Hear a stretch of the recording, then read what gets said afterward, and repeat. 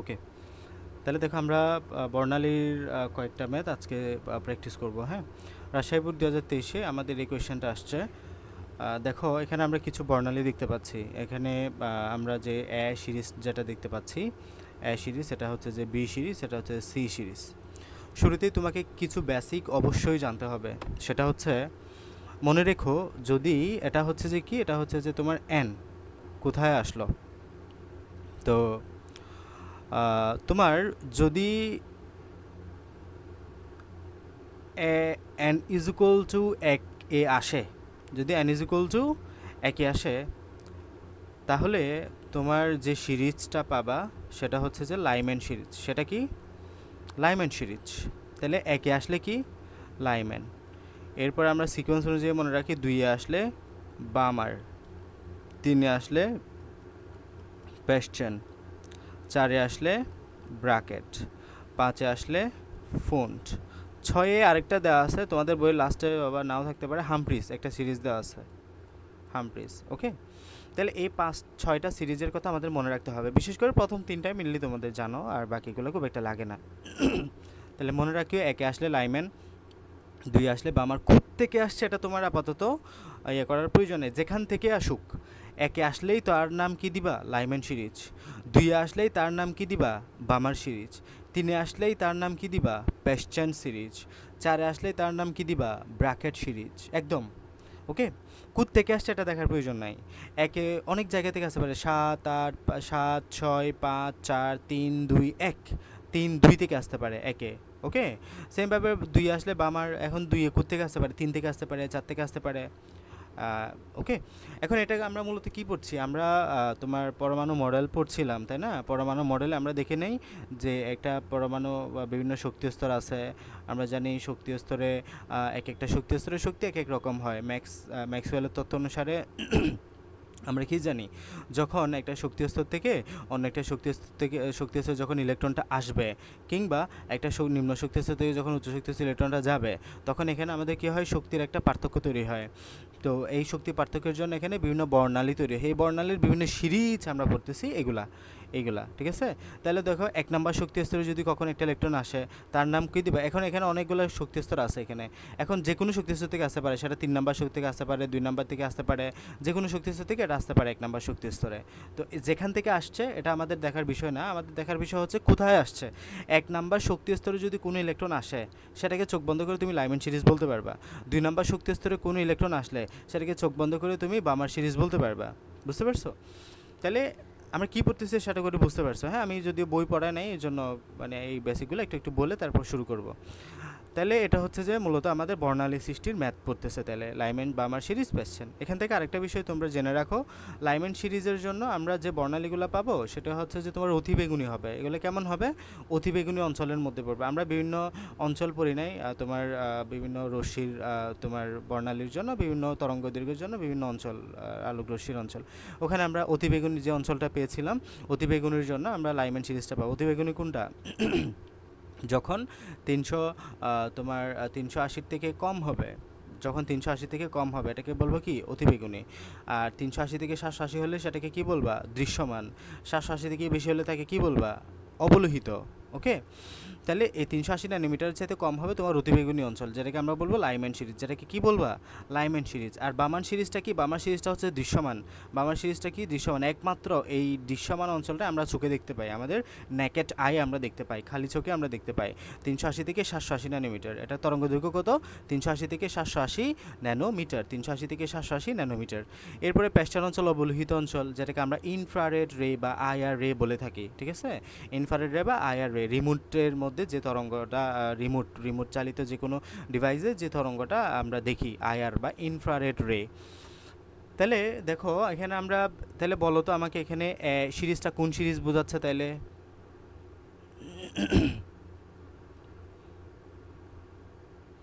সিরিজটা কোন সিরিজ বলো? কোথায় আসছে এটা বলো তো, এখানে কোথায় এসে স্থির হয়েছে এটা?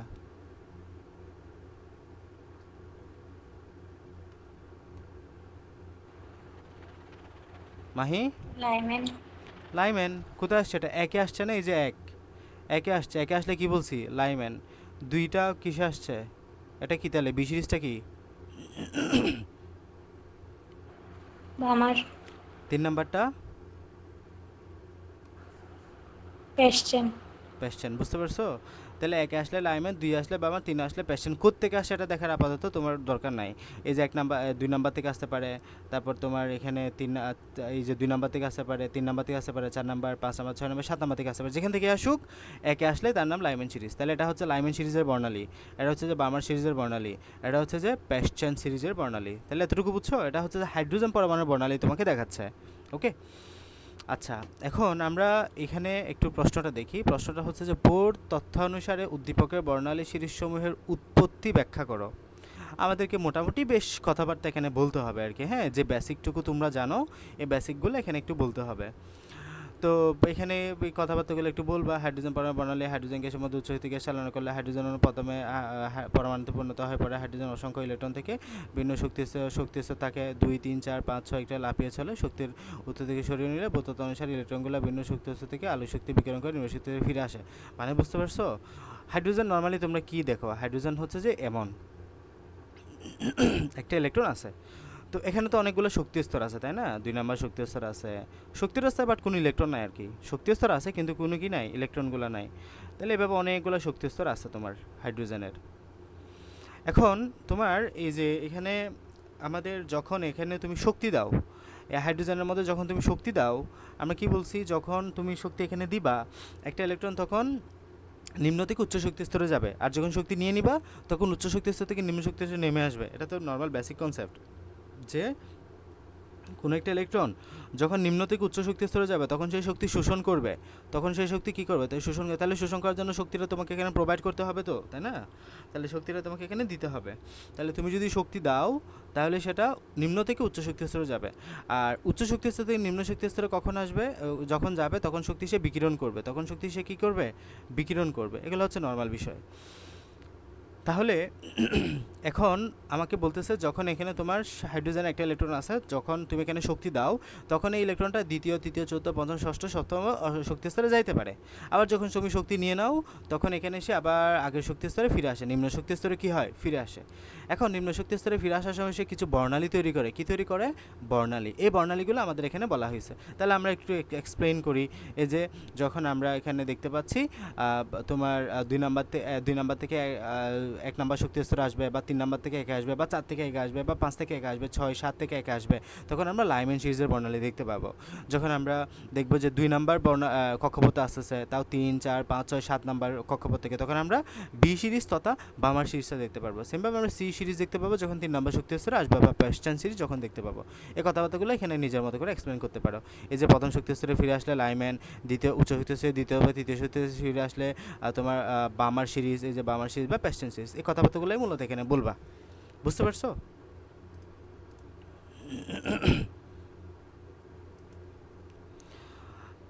মিস্টার শাওন, বুঝতে পারছো কি না?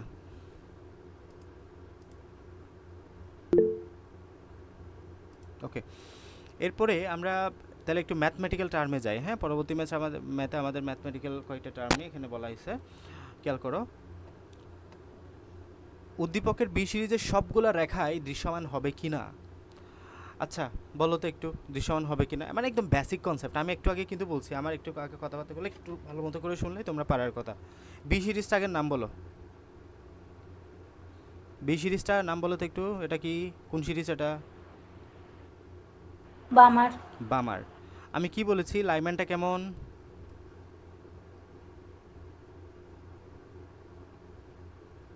লাইম্যানটা কেমন? অতিবেগুনি, দৃশ্যমান, অবলোহিত, কোনটা? অতি বেগুনি। এহ, লামিয়া অতি চালাক, এটা দিয়ে মনে রাখবা। লাইম্যান অতিবেগুনি, লামিয়া অতি চালাক, এটা দিয়ে মনে রাখবা। লাইম্যান হলো অতিবেগুনি। আর বামার হচ্ছে যে দৃশ্যমান, একমাত্র বামার অঞ্চলটাই দৃশ্যমান সবগুলো অঞ্চলের মধ্যে, মানে তুমি চোখে দেখতে পারবা।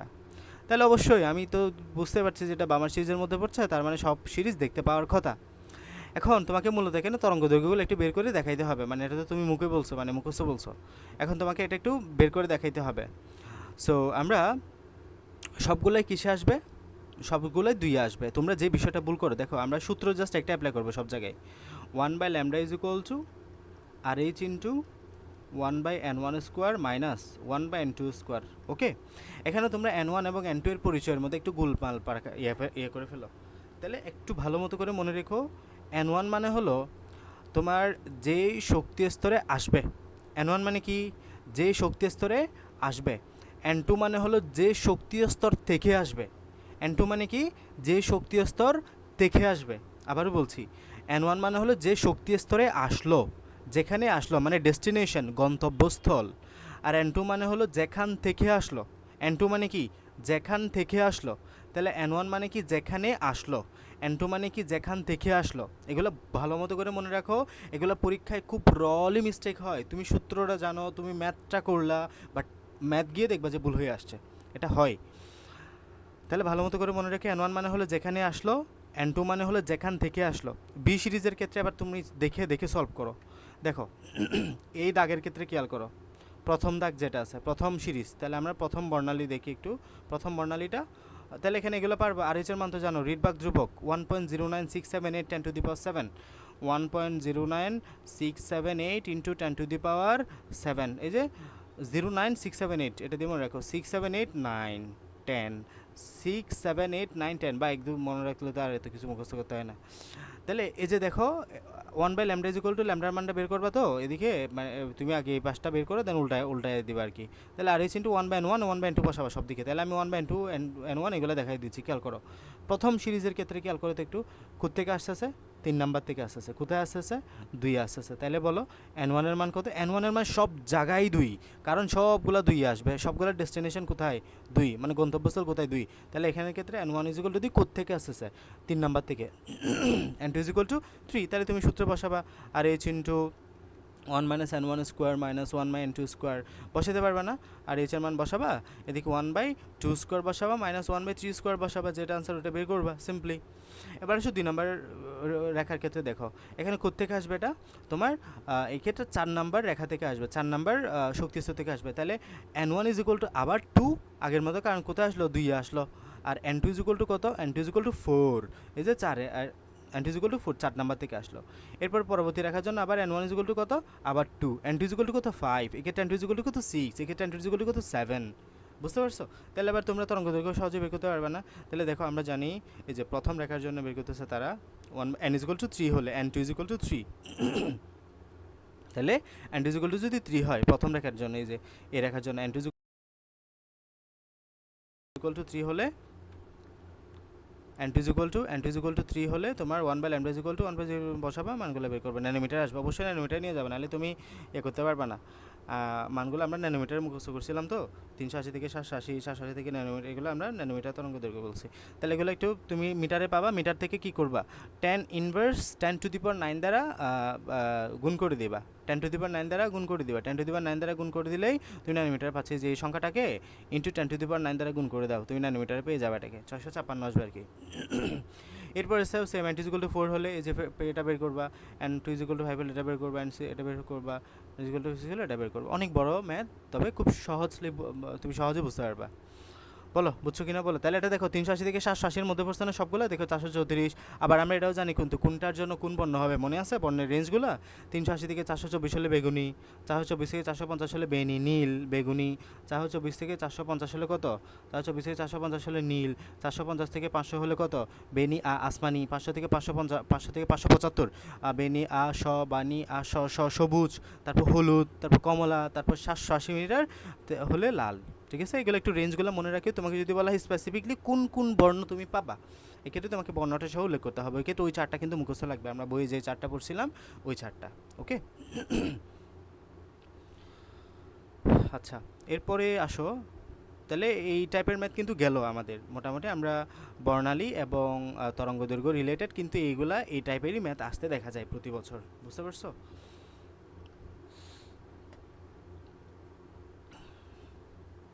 আর কয়েকটা দেখি এখান থেকে। আর বোর পরমাণু মডেল বা রাধা পরমাণু মডেল, বিশেষ করে বোর পরমাণু মডেলটা ভালো মতো করে দেখে যাবা, ঠিক আছে? আচ্ছা আমরা এই টাইপের আরেকটা ম্যাথ সলভ করি, খেয়াল করো। যশোর বোর্ড 2023 যেটা আসছে, কি দেখতে পাচ্ছ এখানে z ইজ ইকুয়াল টু 1, ওকে। এবং তোমার z মানে কি, z মানে হচ্ছে ভর সংখ্যা। জেড মানে হচ্ছে পারমাণবিক সংখ্যা, এ মানে হচ্ছে যে বড় সংখ্যা, যতটুকু জানি পারমাণবিক সংখ্যা হবে এটা।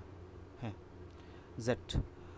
এ প্রথম শক্তি স্তর 2, দ্বিতীয় শক্তি স্তর 3, তৃতীয় শক্তি স্তর 4, চতুর্থ শক্তি স্তর। কী বলতেছে? উদ্দীপকে ইলেকট্রনটা স্থানান্তরের জন্য সৃজিত শক্তির পরিমাণ বের করতে হবে। শক্তির পরিমাণ বের করতে হবে। তাহলে তুমি ফার্স্টে ল্যামডা বের করবা। ল্যামডা বের করে আমরা জাস্ট ইজ ইকুয়াল টু, ইয়ের সূত্র কি জানি? Is equal to AC by lambda. Is equal to AC by lambda সূত্রে বসাই দিবা। আর এইচ এর মানও তুমি জানো, সি এর মানও তুমি জানো, আলুর ব্যাগ ল্যামডার মান বসতে বের করছো, তাহলে পারবা আশা করি। তাহলে প্রথম এখানে কি বলতেছে?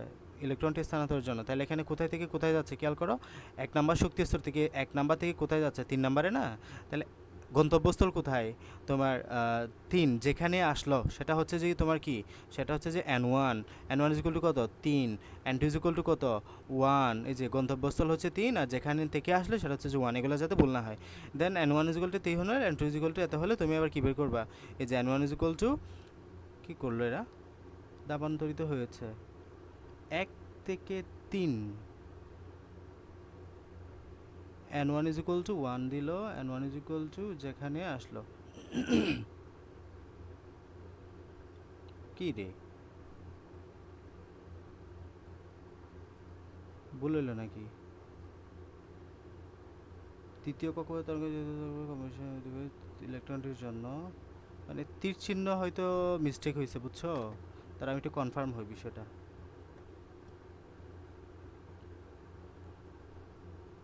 ঠিকই তো আছে। N1 ইজ ইকুয়াল টু যেখানে আসলো। ওকে, N1 এই যে N1 N1 N1 আর N2 এর মান চেঞ্জড, তার মানে N2 হচ্ছে যে যেখান থেকে আসছে। হ্যাঁ, এখানে তোমার সিকিউতে একটু মিস্টেক হয়েছে আর কি, তোমার তীর চিহ্নের ক্ষেত্রে হয়তো তীর চিহ্নটা এখান থেকে এখানে হবে, এদিক থেকে এদিকে হবে, তীর চিহ্নটা এখান থেকে হয়তো এদিকে হবে আর কি। ওকে, তাহলে এটার জন্য তুমি তরঙ্গ দৈর্ঘ্যটা বের করলা N1 N2 এর জন্য। N1 N2 নিয়ে খুব সতর্ক থেকো, হ্যাঁ। ল্যামডাটা বের করবা, ল্যামডাটা বের করে জাস্ট সূত্রে বসাই দিও, is equal to AC by lambda, joule. Okay, joule আসবে তোমার শক্তির পরিমাণটা। উদ্দীপকের ইলেকট্রনটার জন্য মানে শক্তির শোষণ বিষয়টা বুঝতে পারছো কি? শক্তির শোষণ কতটুকু হবে? আমরা জানি যখন একটা নিম্ন শক্তি স্তর থেকে উচ্চ শক্তি স্তরে যখন যায়, তোমার শক্তির শোষণ হয়, উচ্চ শক্তি স্তর থেকে নিম্ন শক্তি স্তরে শক্তির বিকিরণ হবে। সো এখানে তোমার এই কতটুকু আমরা জানি শক্তির মূলত পার্থক্য থাকে একটা শক্তি স্তর থেকে। মনে করো একটা শক্তি স্তর, এটা একটা শক্তি স্তর, এটা একটা শক্তি স্তর। তো মনে করো যে এটা হচ্ছে যে 100 জুল শক্তি, এই শক্তি স্তরের যে লেভেল সেটা হচ্ছে 100 জুল। এরপরে শক্তি স্তরের জন্য ধরো যে 50 জুল। এখন একটা ইলেকট্রনের মনে করো যে এই শক্তি স্তরে আছে, এই শক্তি স্তর যখন সে বাকি আরও 50 জুল শক্তি পাবে তখন সে দ্বিতীয় নম্বর শক্তি স্তরে আর থাকবে না, যখন সে প্রথম শক্তি স্তরে এর উপর শক্তি স্তরে চলে যাবে। তো শক্তি শোষণ করলো সে, এভাবে করে আমরা বিষয়টা বুঝি আর কি। আচ্ছা, এরপরেরটাও সেম। তৃতীয় কক্ষপথের তরঙ্গ দৈর্ঘ্য চতুর্থ কক্ষপথের তরঙ্গ দৈর্ঘ্য অপেক্ষা কম না বেশি তা গাণিতিকভাবে বিশ্লেষণ করো। তাহলে তুমি তৃতীয় কক্ষপথের জন্য বের করবা, চতুর্থ কক্ষপথের জন্য বের করবা, তৃতীয় কক্ষপথের জন্য ইতিমধ্যে বের করছো, চতুর্থ কক্ষপথের জন্য বের করবা, বের করে জাস্ট যাচাই করবা। ওকে, এটাই।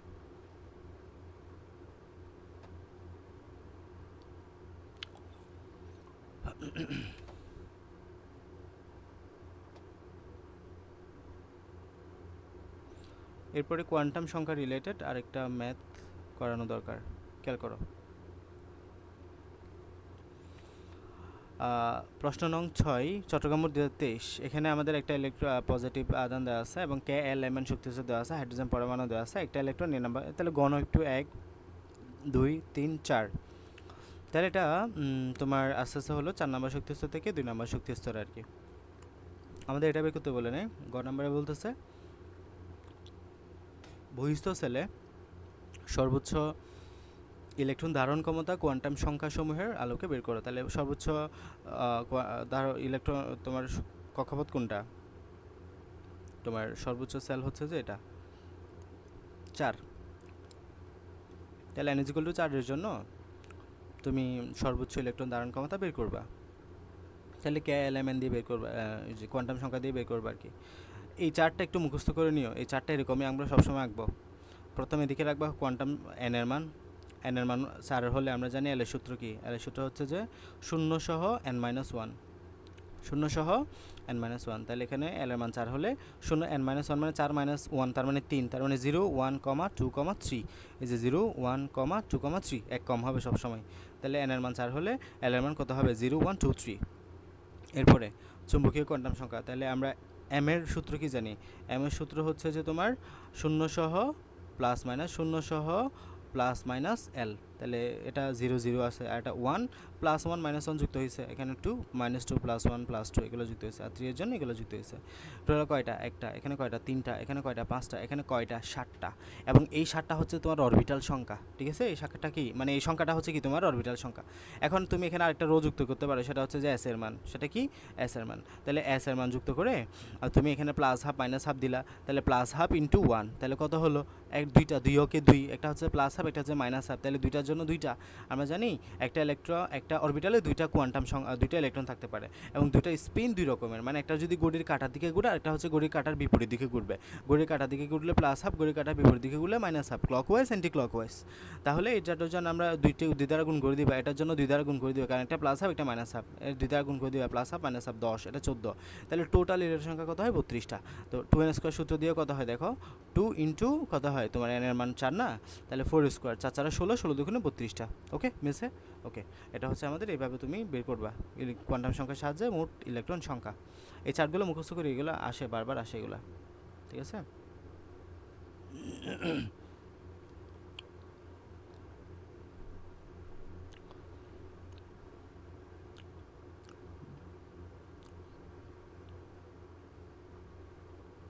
আশা করি পারবে এগুলো, মোটামুটি একই টাইপ।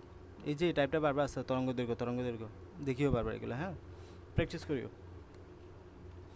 এরপরে আমাদের দ্রাব্যতা রিলেটেডও কিছু ম্যাথ আসে, দ্রাব্যতা রিলেটেড কয়েকটা ম্যাথ সলভ করে।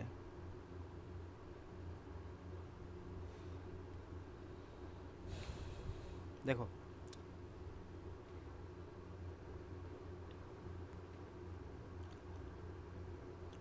ঘ নাম্বারটা আমরা করবো আয়ন শনাক্তকরণ। তোমরা বই থেকে কয়েকটা বিক্রিয়া দেখতে পারো, খুব কম আসে, বাট বিক্রিয়াগুলো মুখস্থ করতে হবে তোমাকে, এক একটা আয়নের জন্য এক ধরনের বিক্রিয়া। এগুলো বইয়ের প্র্যাকটিক্যাল আছে মূলত, তো এগুলো থিওরিতে কম আসে, প্র্যাকটিক্যালে মেনলি দেয়। তারপরেও যেহেতু মাঝে মধ্যে দেয়, একটু দেখিও বই থেকে।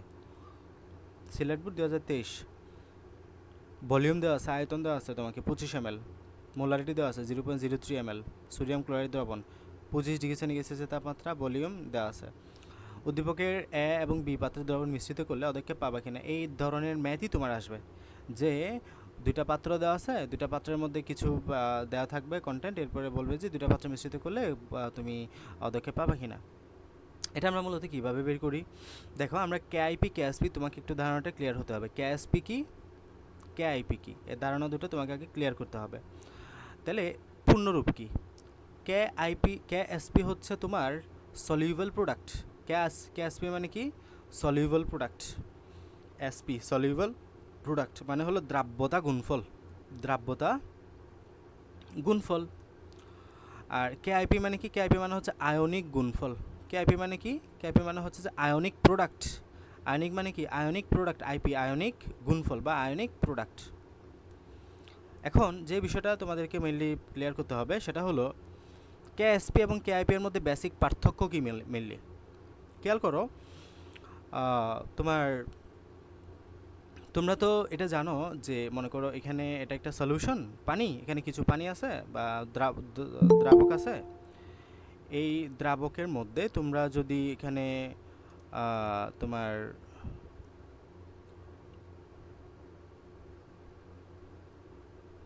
এই দ্রাবকের মধ্যে তোমরা যদি এখানে মনে করো যে এখানে যে পানিটুকু আছে আর কি, হ্যাঁ, এই পানিটুকুর মধ্যে তোমরা 100 ধরো এখানে 1 লিটার পানি আছে, 1 লিটার পানির মধ্যে মনে করো যে 100 গ্রাম চিনি এখানে তুমি মিশাইতে পারবা। ওকে, 100 গ্রাম চিনি মিশালে এটা শরবত তৈরি হয়। তো তুমি যদি এখানে 1 লিটার পানির মধ্যে 100 গ্রাম চিনি মিশাও, তাহলে এখানে যেটা তৈরি হবে সেটা হচ্ছে যে তোমার সম্পৃক্ত বা স্যাচুরেটেড। এটাকে আমরা কি বলবো? সম্পৃক্ত। মনে করো যে এখানে 1 লিটার পানি, বাট তুমি চিনি মিশাইলে 50 গ্রাম, তাহলে এখানে শরবত তৈরি হবে। এটা যেটা তৈরি হবে এটা হচ্ছে যে অসম্পৃক্ত বা আনস্যাচুরেটেড সলিউশন। এটা কি বলবা? অসম্পৃক্ত। এরপরে ধরলা যে এখানে তুমি চিনি মিশানোর কথা 100 গ্রাম, 1 লিটারের মধ্যে তুমি মিশিয়ে দিলে লাইক 200 গ্রাম বা 150 গ্রাম, তাহলে 200 গ্রাম মিশিয়ে দিলা। তাহলে এখন যেটা তৈরি হবে এটা হচ্ছে যে অতিপৃক্ত। অতিপৃক্ত মানে কি, তোমার এখানে 100 গ্রামের পরে তার দ্রব্য হবে না, এটা মানে দ্রব্যটা নিতে পারবে না, ফলে কি হবে বাকি 100 গ্রাম এখানে তলানি আকারে জমবে, যেটা অতিপৃক্ত আমরা বলি, মানে তলানি জমবে বা অধক্ষেপ পড়বে আলটিমেটলি। তাহলে সম্পৃক্ত মানে কি, সম্পৃক্ত মানে যতটুকু দ্রাবক ঠিক ততটুকু দ্রব, এদের অনুপাত অনুযায়ী। আর অসম্পৃক্ত মানে কি, যখন দ্রাবকটা বেশি হয়ে যায় দ্রব এর চাইতে। আর অতিপৃক্ত মানে হলো দ্রব বেশি দ্রাবকের চাইতে। তোমাকে সম্পৃক্ত বিষয়টা বুঝতে হবে। সম্পৃক্ত বিষয়টা আসলে করে আশা করি বুঝছো, যে যতটুকু দ্রব ঠিক সেই পরিমাণে দ্রাবক যদি থাকে সেটা হচ্ছে যে কি সম্পৃক্ত।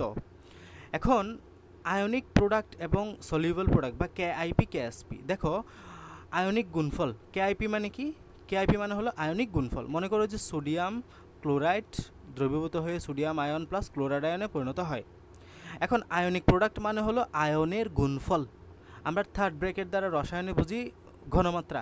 তার মানে এই যে সোডিয়াম আয়নের গুণফল গুণন ক্লোরাইড আয়নের গুণফল, এটা হচ্ছে যে মূলত আয়নিক গুণফল। থার্ড ব্র্যাকেট দ্বারা কি বুঝবো, থার্ড ব্র্যাকেট দ্বারা আমরা রসায়নে বুঝবো ঘনমাত্রা। তার মানে সোডিয়াম আয়ন মানে কি, সোডিয়াম আয়ন মানে কি সোডিয়ামের ঘনমাত্রা, আর ক্লোরাইড আয়ন মানে কি ক্লোরাইডের ঘনমাত্রা। তার মানে এখানে মূলত সোডিয়ামের ঘনমাত্রা এবং ক্লোরাইডের ঘনমাত্রা গুণ করলে তুমি কি পাবা, কেআইপি পাবা। তাহলে কেআইপি মানে কি আয়নের গুণফল। সোডিয়াম এবং ক্লোরাইড, এখানে আমি উদাহরণ দিয়ে বললাম আয়নের গুণফল, সিম্পল আয়নের ঘনমাত্রার গুণফল। এবং এই গুণফলটা যদি যে কোনো অবস্থায় হয়ে থাকে, সেটা সম্পৃক্ত হোক, সেটা অসম্পৃক্ত হোক, সেটা অতিপৃক্ত হোক, যে কোনো অবস্থায় যদি তুমি এই কাজটা করো, এই আয়নের গুণফল বের করো, যেটা পাবা সেটা হচ্ছে যে কেআইপি। আই রিপিট, তুমি যদি যে কোনো অবস্থায় এই গুণটা করো, তুমি যদি যে কোনো অবস্থায় দ্রবণের আয়নের গুণফল বের করো, আয়নের যে ঘনমাত্রা গুণফল বের করো, সেটা হচ্ছে যে কি কেআইপি। আর যদি স্পেসিফিকভাবে বলো যে এটা হচ্ছে যে সম্পৃক্ত অবস্থায় আছে, এটা কি আছে, এটা যদি বলো যে স্পেসিফিক নির্দিষ্ট তাপমাত্রায় সম্পৃক্ত অবস্থায় আছে, তখন এই গুণফলটাকে তুমি বলতে পারবা যে কেএসপি। লাইক আমি এখন বলি এই সোডিয়াম ক্লোরাইড যে দ্রবণটা আমি বের করতেছি এটা সম্পৃক্ত অবস্থায় আছে, বলে দিলাম ফিক্সড সম্পৃক্ত অবস্থায় এখন আমি দ্রবণের গুণফল বের করতেছি ইনটু ক্লোরাইড আয়ন। তখন এখন যেটা তুমি যে ভ্যালুটা পাবা সেটা মূলত কেএসপি, সেটা মূলত কি কেএসপি। বুঝতে পারছো? তাহলে যদি সম্পৃক্ত অবস্থা উল্লেখ করো তাহলে সেটা হবে যে কেএসপি, আর যে কোনো অবস্থায় বললে সেটা হবে যে কেআইপি, সেটা হবে কি কেআইপি। এখন ইন্টারেস্টিং বিষয় হলো কেআইপিতে তো যে কোনো অবস্থায় হইতে পারে, সম্পৃক্ত অসম্পৃক্ত অতিপৃক্ত। তার মানে কেএসপি এবং কেআইপি এর মধ্যে কমন বিষয় কি, এখানে শুধু সম্পৃক্ত, আর কেআইপিতে তিনটাই সম্পৃক্ত অসম্পৃক্ত অতিপৃক্ত। তার মানে কেআইপি এবং কেএসপি যদি কখনো সমান হয়, কেআইপি ইকুয়াল টু কেএসপি যদি সমান হয়, তার মানে বুঝতে হবে ওই সলিউশনটা আসলে সম্পৃক্ত অবস্থায় আছে। বুঝতে পারছো? তোমাকে যদি একটা সলিউশন দেয়, তোমাকে যদি কেএসপির মান সবসময় ম্যাক্সিমাম দেওয়া থাকে, কেএসপির মান আমরা বের করতে পারি না, এটা ল্যাবরেটরির বিষয়। একটা নির্দিষ্ট তাপমাত্রা মেনটেন করতে হয়, নির্দিষ্ট তোমার সম্পৃক্ত অবস্থা আনতে হবে, তো এটা ল্যাবরেটরির বিষয়। এই জন্য আমাদের সিকিউতে দেখবা, সব সিকিউতে যে দেখো এখানে কেএসপিটা দেওয়া আছে, সিলভার কালারের কেএসপিতে দেওয়া আছে। সলিউবল প্রোডাক্ট সবসময় তোমাকে দেওয়া থাকবে, তুমি আয়নিক প্রোডাক্টটা বের করতে পারবা তোমার ম্যাথমেটিক্যাল টার্মে। তাহলে আমরা দেখবো যে কেএসপিটা দেওয়া থাকবে, আমরা কেআইপিটা বের করে দেখব। যদি কেএসপি ইকুয়াল টু কেআইপি হয় তাহলে বুঝবো যে এটা সম্পৃক্ত দ্রবণ। যদি দেখি যে কেআইপিটা বেশি তাহলে বুঝবো যে এটা কি অতিপৃক্ত দ্রবণ, মানে অধক্ষেপ পড়বে। আর দেখি যে কেআইপিটা কম কেএসপি চাইতে, তাহলে বুঝবো যে এটা অসম্পৃক্ত দ্রবণ। বুঝতে পারছো? তাহলে এখানে দেখো, এখানে যে অধক্ষেপ পড়বে কি না, অধক্ষেপ উৎপন্ন হবে কিনা, এটা তুমি কীভাবে করবা, ডিসিশন নিবা। যদি কেআইপিটা বেশি হয় কার চাইতে, কেএসপি এর চাইতে, তাহলে আলটিমেটলি তোমার এখানে অধক্ষেপ পড়বে। ওকে, এখন আসো আমরা কেআইপি কেএসপি মূলত কীভাবে বের করব। তাহলে শুরুতেই বলে দিলাম কি, তুমি দ্রবণের ঘনমাত্রার গুণফল, কেআইপি মানে কি, এই যে সোডিয়ামের ঘনমাত্রা ক্লোরাইডের ঘনমাত্রা, তুমি দ্রবণের ঘনমাত্রা গুণফল বের করে যেটাই পাবে সেটাই হচ্ছে যে কেআইপি বা কেএসপি। তাহলে কেএসপি বললে স্পেসিফিক সম্পৃক্ত, তাহলে কেএসপি তো দেওয়া থাকবে, আমরা আলটিমেটলি সবসময় কাজ করবো কাকে নিয়ে, কেআইপি নিয়ে। আমরা কেআইপি সবসময় বের করতে যাব। ওকে, তাহলে আসো আমরা এমএটা করি। এখানে যা যা দেওয়া আছে, এবি পাত্রের দ্রবণ মিশ্রিত করলে অধক্ষেপ তৈরি হবে কিনা। ফার্স্ট কথা তোমাকে বলে দিয়েছে মিশ্রিত করলে, তাহলে মিশ্রিত করার পরে এখানে দেখো এখন তোমাকে অধক্ষেপ পড়বে কিনা, এখানে কিসের অধক্ষেপকে এটা বলে দিয়েছে তোমাকে, এখানে কিসের পদক্ষেপ পড়বে? তুমি কার কেআইপি বের করবা এটা কি তোমাকে বলে দিছে এখানে?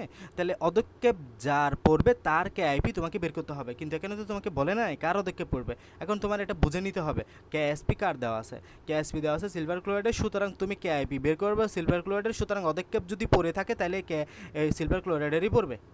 বুঝে গেছে? তাহলে এখন তোমার কথা হলো যে তুমি কি বের করবা? কেআইপি বের করবা। কেআইপি বের করার সূত্র কি বললাম? এই সিলভার ক্লোরাইডের কেআইপি কী হবে তাহলে? সিলভার আয়নের ঘনমাত্রা গুণন ক্লোরাইড আয়নের ঘনমাত্রা গুণ করবা দুটার ঘনমাত্রাকে, তাহলে পাবা। এখন এই সিলভার ক্লোরাইডের ঘনমাত্রা তোমার এখানে দ্রবণে তৈরি হবে। এখন দ্রবণের মধ্যে তোমাকে বিক্রিয়া করাইতে হবে না? বিক্রিয়া করা মানে দুইটা বালতি দুইটা পাত্র আগে এক পাত্রে নিয়ে আসতে হবে। এক পাত্রে নিয়ে এসে দেন এখান থেকে সিলভারের ঘনমাত্রা কত, ক্লোরাইডের ঘনমাত্রা কত। দেখো সিলভার কোত্থেকে আসবে? সিলভার আসবে পাত্র বি থেকে, সিলভার আসবে পাত্র বি থেকে, আর ক্লোরাইড কোত্থেকে আসবে? ক্লোরাইড আসবে পাত্র এ থেকে। তাহলে পাত্র এ থেকে যে ক্লোরাইড আসবে, ক্লোরাইডের ঘনমাত্রা এই মিশ্রিত দ্রবণের ঘনমাত্রা, মিশ্রিত দ্রবণে তার ঘনমাত্রা কত হবে সেটা বের করতে হবে। এই পাত্র বি থেকে যে সিলভার আসবে, এই সিলভারের ঘনমাত্রা এখানে কত হবে সেটা বের করতে হবে। দেন দুইটা গুণ করে দিব আলটিমেটলি আমরা লাস্টে গিয়ে। বুঝতে পারছো? তাহলে আমাদের কাজ হলো মূলত এই সিলভারের ঘনমাত্রাটাকে বের করা, দেন ক্লোরাইডের ঘনমাত্রাটাকে বের করা। সিলভারের ঘনমাত্রা আমরা কোত্থেকে পাবো?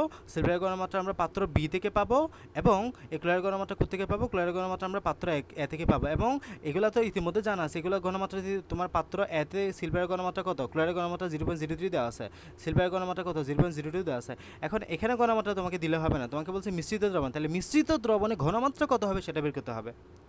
বুঝতে পারছো? এখন এটার জন্য আমরা যে সূত্রটা ইউজ করবো সেটা হচ্ছে যে S1V1 = S2V2, মানে দুইটা সলিউশন তোমাকে দেওয়া আছে। এখন এদের মধ্যে তুমি S2 বের করবা, সিম্পল S2, মানে S1 তো তোমাকে জানা আছে, এই যে এটা হচ্ছে যে S1,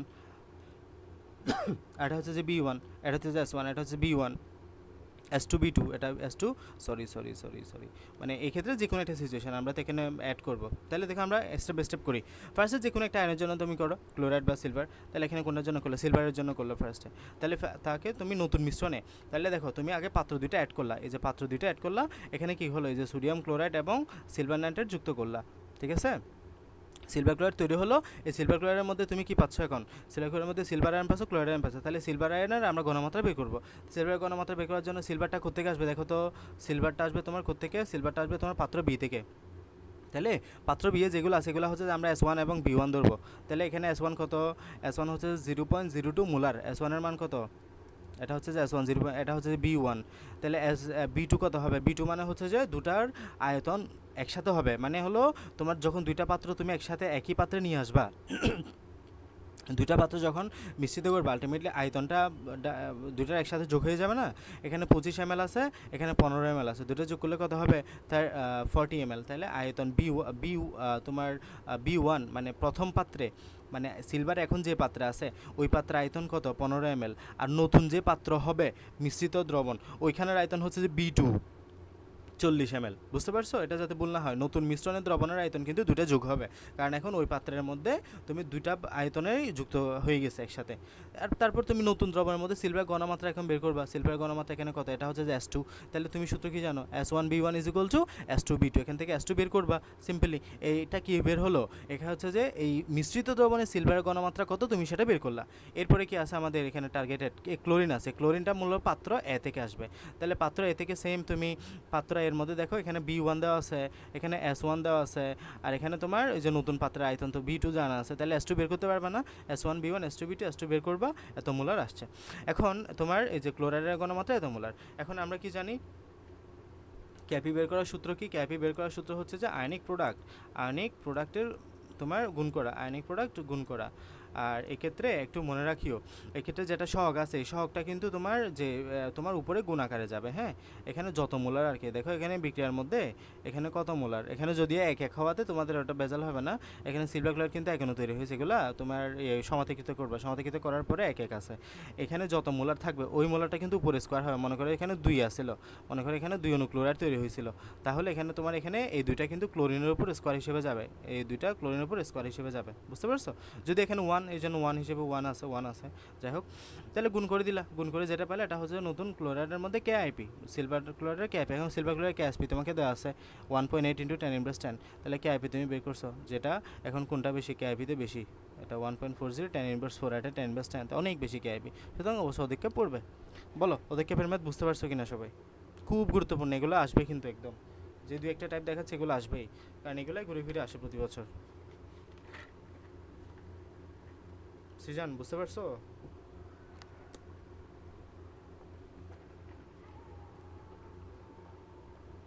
শাওন,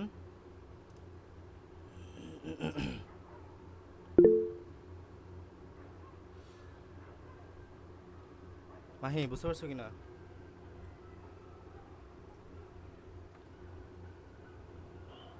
হ্যাঁ বুঝছি।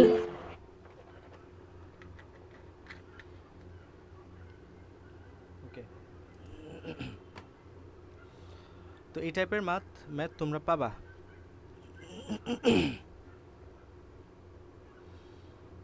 এই যেখানে এবার এটা একটু করাই, খেয়াল করো।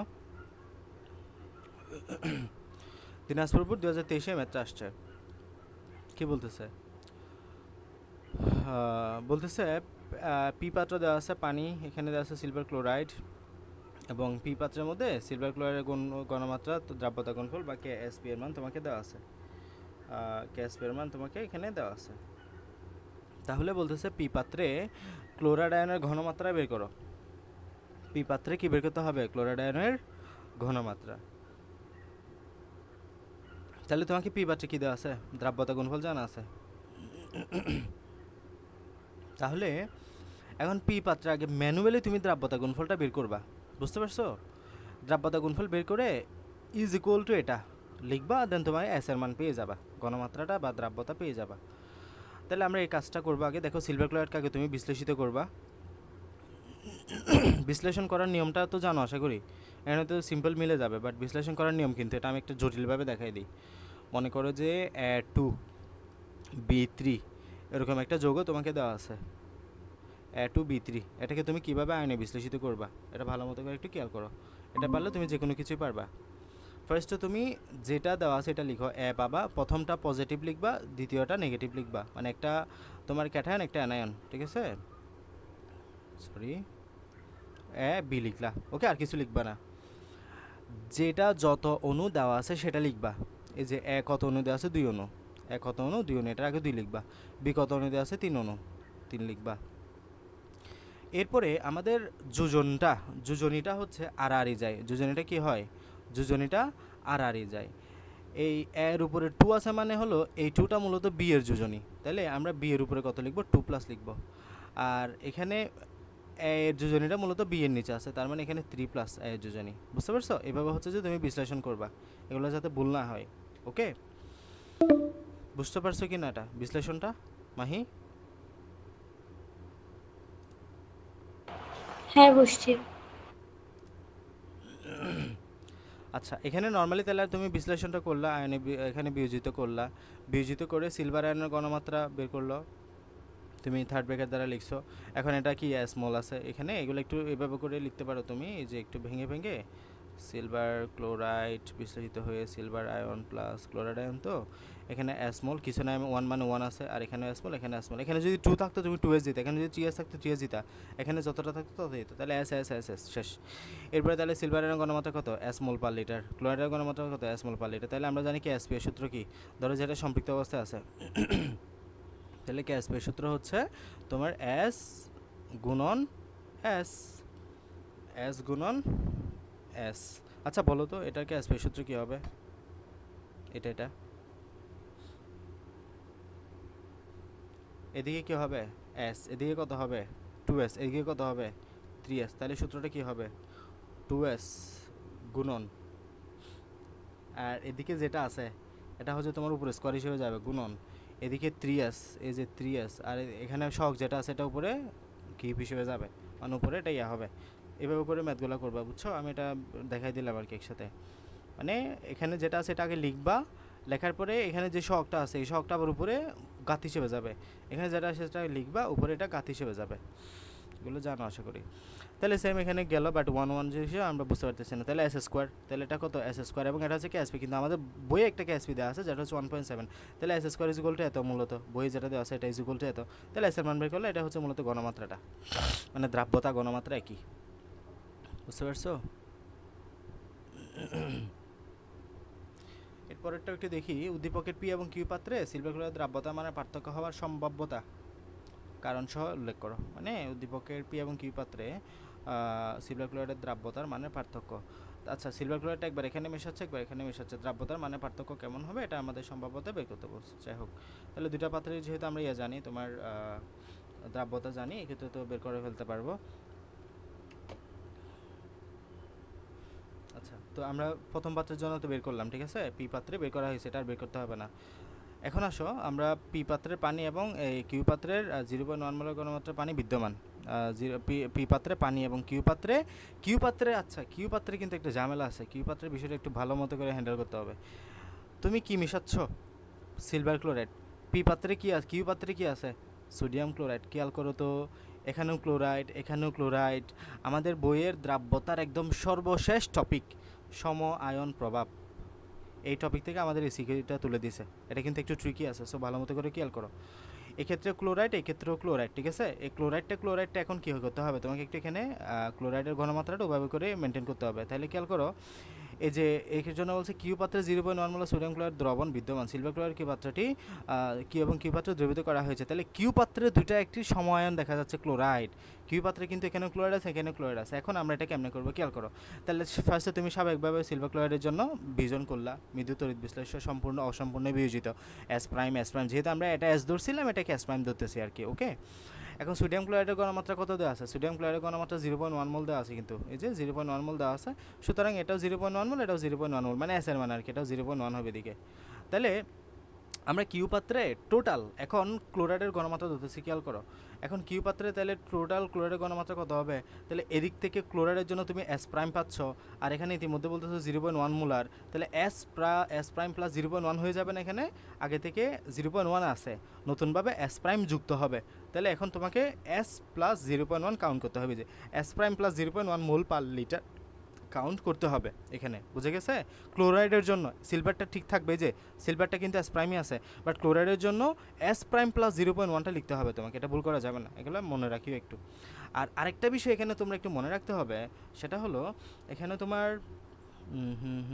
এখানে তোমার মানে এখানে এটা প্রভাবটা পড়ে নাই, তারপরেও মানে এটা মনে রাখিও, এখানে যদি এটা প্রভাবটা পড়ে নাই, কেন পড়ে নাই, কারণ এখানে 1 এই যে এখানে 1 ক্লোরাইড, তো এই জন্য মনে রাখিও এখানে ক্লোরাইডের আগে যদি 2 থাকেও আমরা স্বাভাবিকভাবে এখানে 2টা এখানে স্কোয়ার দিতাম না, বাট এখানে তুমি স্কোয়ারটা দিতে পারবে না, এখানে তুমি স্কোয়ারটা দিতে পারবে না, এটা একটু মনে রাখিও, ঠিক আছে।